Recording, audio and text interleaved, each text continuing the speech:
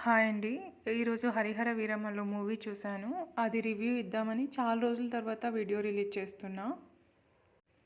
ముందుగా ఒక సామెత చెప్తానండి. మేకపోతు వెళ్ళి కొండను గుద్దుకుంటే నొప్పి కొండకేస్తుందా మేకకా? ఇది ఎందుకు అడుగుతున్నానో ముందు ముందు మీకే తెలుస్తుంది. అండ్ ఇంకొకటి, నేను సినిమాలకి పెద్దగా ప్రిఫరెన్స్ ఇవ్వనండి. సినిమాని సినిమాలాగే చూడాలి. ఒక్కో టికెట్‌కి 2000, 3000 పెట్టి ప్రీమియర్ షోలు చూడాలి అలా అని నేను అనుకోను. నేను ఆ టైప్ కాదు. మూవీ నచ్చితే చూస్తా. అది కూడా నా బడ్జెట్‌లోనే చూస్తా. ప్రీమియర్ షోలకే వెళ్ళాలి, అంత పెట్టాలి అట్లా ఏం అనుకోనండి నేను. అసలు పెద్దగా మూవీస్ చూడను నేను. కానీ ఇలాంటి సినిమాలకైతే మటుకు ఖచ్చితంగా ఫ్యామిలీతో కలిసి వెళ్ళి చూడొచ్చండి. ఈ సినిమా అనే కాదు, చాలా మూవీస్ ఉన్నాయి. 'చావా', 'ఆర్టికల్ 360', 'కేసరి', 'కాశ్మీరీ ఫైల్స్' ఇవన్నీ మన హిస్టరీని చూపిస్తాయి. సో ఇలాంటి మూవీస్ని మిస్ చేసుకోకండి. మొఘలులు ఎలా రూల్స్ చేశారు, ఏదో పని మీద వచ్చి మన సంపద వైభవం చూసి మన రాజ్యాల మీద ఎలా దండెత్తి రాజ్యాలు ఆక్రమించారు, అండ్ లేడీస్ మీద మానభంగాలు చేశారు. ఇలా చాలా ఉన్నాయి వీళ్ళు చేసిన అరాచకాలు. అలాగే వీళ్ళ తర్వాత బ్రిటిష్ వాళ్ళు, ఇలా అందరూ మన భారతదేశాన్ని దోచుకున్న దొంగలే.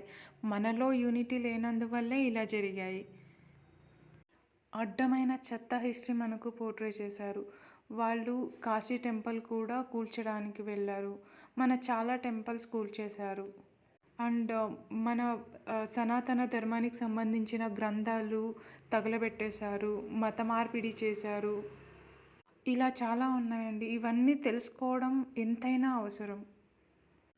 అండ్ అలాగే వేరే హీరో ఎవరైనా అయితే ఇలాంటి మూవీస్ని చేయడానికి డేర్ చేయరండి. చాలా గట్స్ ఉండాలి ఇలాంటి మూవీస్ని చూజ్ చేసుకోవాలంటే. నేను వేరే వాళ్ళని తక్కువ చేసి చెప్పట్లేదు, ఈయన గట్స్ ఉన్న మనిషి అని చెప్తున్నాను అంతే.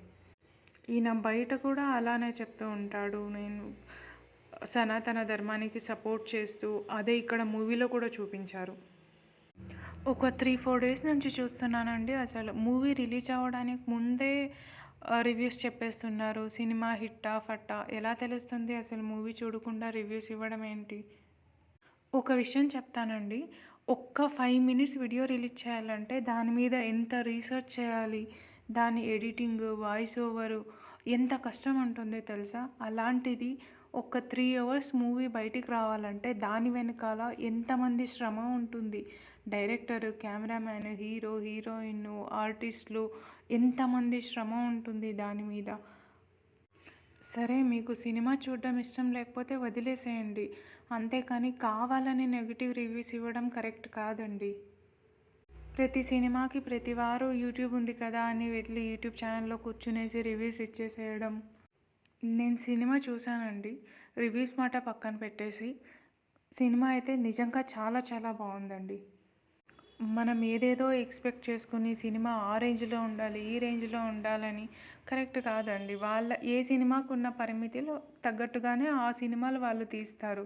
మనం అనవసరంగా ఓవర్గా ఎక్స్పెక్ట్ చేసేసి విఎఫ్ఎక్స్ బాగాలేదు, అది అలా ఉండాల్సింది, ఇలా ఉండాల్సింది, అది కరెక్ట్ కాదు. ఒక రాజకీయ నాయకుడిగా ఉంటూ ఒక పార్టీ నడుపుతూ సినిమా కోసమే ఎర్లీ మార్నింగ్ లేచి దానికోసం ఒక 2 అవర్స్ ఎక్స్ట్రా టైం స్పెండ్ చేసి, ఆయననే కాదు ఇంకా డైరెక్టర్ కూడా 1 ఇయర్ తను ఇంటికి వెళ్ళలేదంట ఈ మూవీ గురించి. ఇలా చాలామంది చాలా కష్టపడి తీశారండి మూవీ. జస్ట్ ఊరికే ఇంట్లో కూర్చునేసి హిట్టా ఫట్టా, బాలేదు, ఫస్ట్ హాఫ్ బాలేదు, సెకండ్ హాఫ్ బాలేదు, విఎఫ్ఎక్స్ దొబ్బింది, అది కాదండి. ఇంతమంది శ్రమ ఉంది మూవీ వెనకాల. ఎందుకు మనం అనవసరంగా నెగిటివ్ రివ్యూస్ ఇవ్వాలి? ఎందుకు కావాలని ఒక మూవీని బ్యాడ్ చేసి చూపించాలి? అండ్ ఏదో ఒక 4-5 చోట్ల విఎఫ్ఎక్స్ బాలేదన్నారండి. అది కూడా ట్రిమ్ చేసేసారు ఇప్పుడు. నేను వెళ్ళినప్పుడైతే మూవీ చాలా బాగుండింది. నాకేం అక్కడ మిస్టేక్స్ ఏమీ కనిపించలేదు. ఒక్కసారి ఫ్యామిలీతో వెళ్ళి చూడండి, ఖచ్చితంగా నచ్చుతుంది. మీకు నచ్చినా నచ్చకపోయినా వచ్చి ఇక్కడ కమెంట్ చేసి చెప్పండి మీ ఒపీనియన్ ఏంటో. నేను ఈ మూవీకి ఇస్తున్న రేటింగ్స్ అయితే 4.5/5 అండి. ప్లీజ్ వాచ్ అండ్ సపోర్ట్ సనాతన ధర్మ, హిందుత్వం అండ్ భారతదేశాన్ని సపోర్ట్ చేయండి, కాపాడండి.